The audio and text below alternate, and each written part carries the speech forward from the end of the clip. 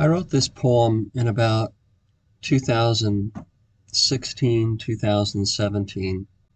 I had been trying to write fiction, and that was beyond me in a lot of ways. I was trying, but not failing, but just not moving forward. And one day I wrote this poem.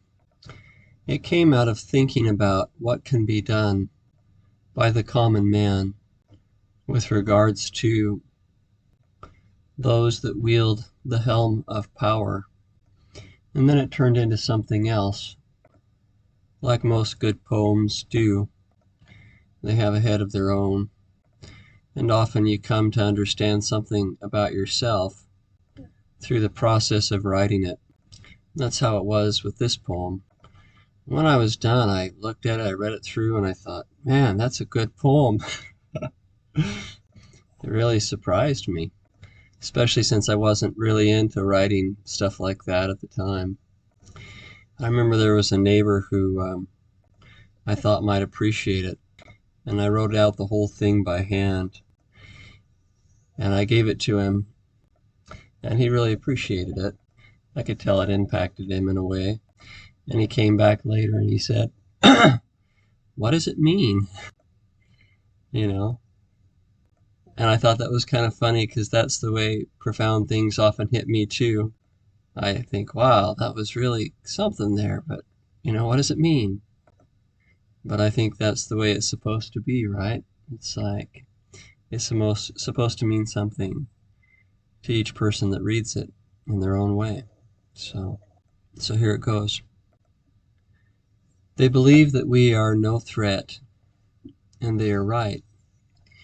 Yet little do they know the power of silence, though immersed and surrounded by it. They rarely notice, and certainly never give ear, for there is too much to say, too much to do, too little time. They are too busy doing good to hear.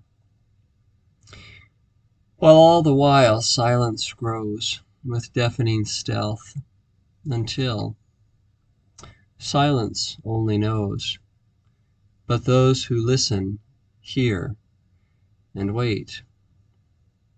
For the end we all suppose, the end when noise has worn itself out, when words have had their say, when scheming, toiling, and anguish cease, when all that's left is deathly silence. That will be the day when silent hearts are still and noise is done away. And then break forth eternal day, when silence speaks and earth bursts forth in radiant life, the fruit of silent suffering souls, thrice proven through woeful noise. And then crying, weeping, covering ears, the chattering horde will hide in rocks and hills and corn whiskey stills, with the one thing they can't abide. For hide as they will, the silence still will find them there and chase them, God only knows where, till silence reigns from plain to plain, and peace be our reward for bearing the grief of their unbelief in silence. Yes, they believe that we are no threat, and they are right.